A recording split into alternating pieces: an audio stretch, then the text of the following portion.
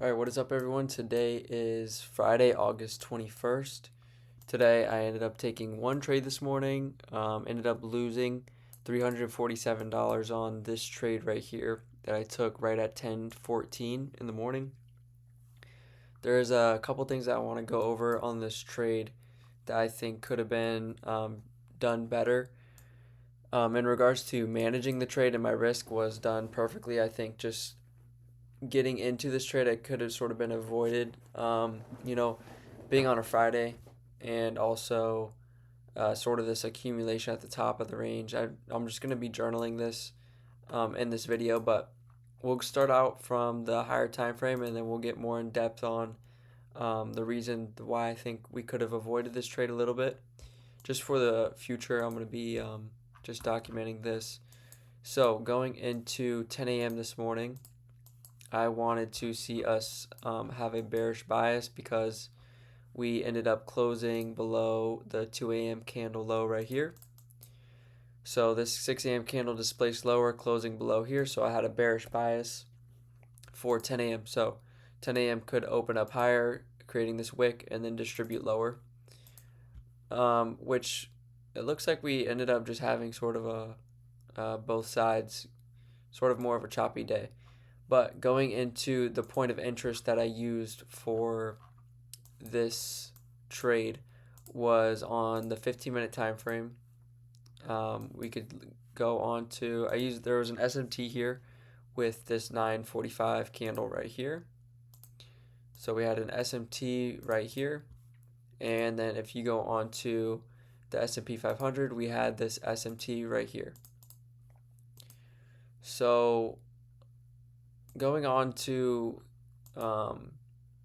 something that maybe could be a little bit done better was, if you notice how the S&P doesn't have a fair value gap here, while NASDAQ does have a fair value gap right here to rebalance above this price.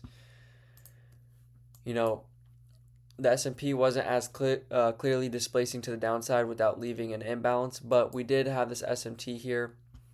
But it would have been more of a higher confluence trade if the S&P also had a 15-minute FVG right here that we created the SMT inside, but we didn't. So that is something that I want to possibly look at for the next time that we see an opportunity like this where the S&P is displacing lower but not leaving a fair value gap here, whereas the NASDAQ is leaving a fair value gap.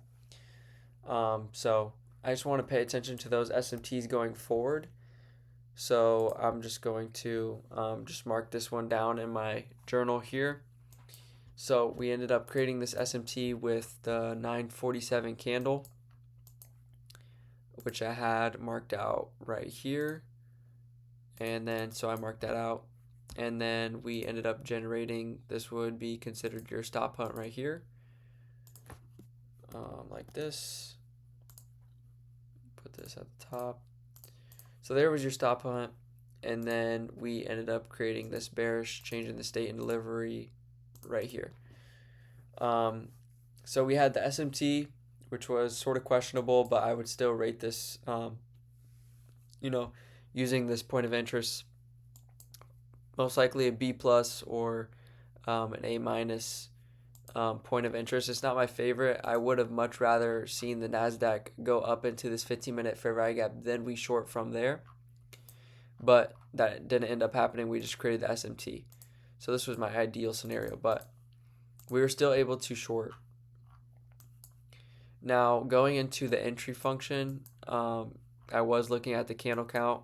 Typically, my rule for the amount of candles that I see maximum is 8 candles.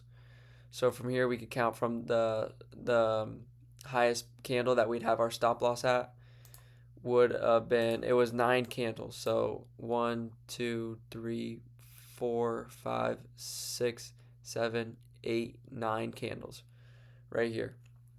So it was right at the maximum count of candles. And then keep in mind also, the best shorts are going to be where we have low resistance or draws and liquidity at our stop loss. At our take profit. So here you can see when I went short, right here at 10:14 in the morning, we were at the complete bottom of the range with no low resistance draws and liquidity on the 1 minute time frame.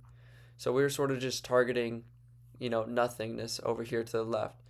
Um, and then also the candle count was at 9. So I would rate this trade probably an A minus.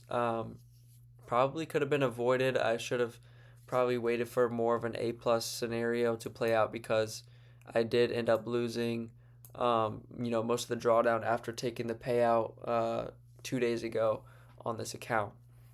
So now, my plan is to scale into a 100K account, and then just document everything. Probably build a little bit bigger of a buffer so that way when I do take the payout on a 100K account, um, that way, I have more room to trade with. Whereas obviously this trade, I lost one trade after taking the payout, and that pretty much leaves me with no room in the balance.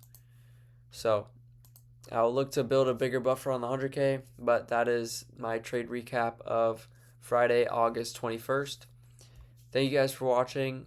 Really appreciate you guys watching the videos, and hope you guys have a great rest of your day. Thank you.